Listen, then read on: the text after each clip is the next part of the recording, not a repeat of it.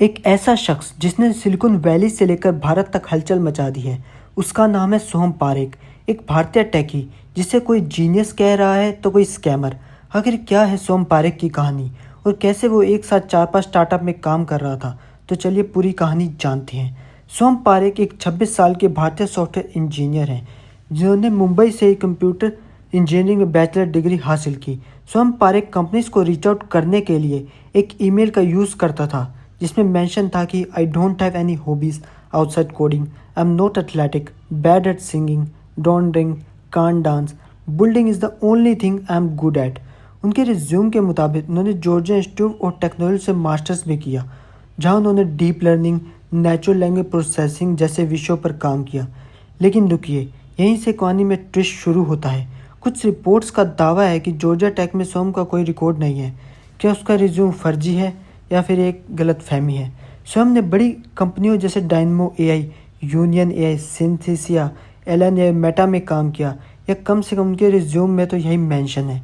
लेकिन असली सनसनी तब मची जब प्लेग्राउंड एआई के फाउंडर सुहेल दोशी ने एक्स पर एक पोस्ट डाला जिसमें उन्होंने सोहम को एक साथ 3-4 स्टार्टअप में काम करने का स्कैमर बताया। 2 जुलाई 2025 को सुहेल दोशी ने एक्स पर लिखा, भारत में एक शख्स है सोहम पारेख जो एक साथ 3-4 स्टार्टअप्स में काम करता है।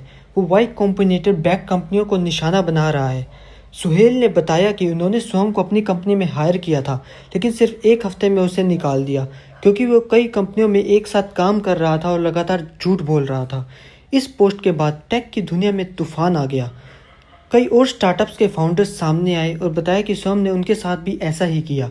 लिंडी, फ्लीट एआई, एंटीमेटल जैसे स्टार्टअप्स ने कहा कि सोहम ने उनके इंटरव्यूज़ में शानदार प्रदर्शन किया, लेकिन काम शुरू करने के बाद वो मीटिंग मिस करते थे और प्रोजेक्ट्स में देरी करते थे। कुछ फाउंडर्स ने तो यह भी कहा कि सोहम ने 70 से भी ज़्यादा स्टार्टअप में इंटरव्यूज़ क्रैक किए। सोशल मीडिया पर इसे सोहम गेट नाम दिया गया। लोग मजाक में कहने लगे कि Soham the Wolf of Wall Street है, और कुछ ने उसे मल्टीटास्किंग का सीईओ तक कह डाला। सोहम ने आखिरकार अपनी चुप्पी तोड़ी और टीपीबीएन नाम के एक टेक शो में इंटरव्यू दिया। उन्होंने माना कि हाँ, वो एक साथ कई स्टार्टअप्स में काम कर रहे थे, लेकिन उनका कहना था कि ये सब उन्होंने मजबूरी में किया। सोहम ने कहा, मैं अपने किए पर गर्व नहीं करता, लेकिन मुझे 140 घंटे काम करना पड़ा क्योंकि मेरी आर्थिक स्थिति बहुत ख़राब थी। सोहम ने बताया कि 2022 में उन्होंने ग्रेजुएट स्कूल पोस्टपोन किया और ऑनलाइन प्रोग्राम में दाखिला लिया। इस दौरान उन्हें पैसे की सख्त ज़रूरत थी। उनके मुताबिक वो एक समय में 4 नौकरियां कर रहे थे और हर महीने 30,000 से 40,000 डॉलर कमा रहे थे, यानी भारतीय रुपए में करीब 25 से 30 लाख रुपए महीना।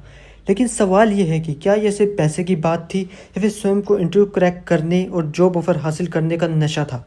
कुछ फाउंडर्स का कहना है कि सोहम ने ज़्यादा सैलरी के बजाय इक्विटी को प्राथमिकता दी, शायद इसलिए क्योंकि वो जानते थे कि वो ज़्यादा दिन तक नौकरी में टिकने वाले नहीं हैं।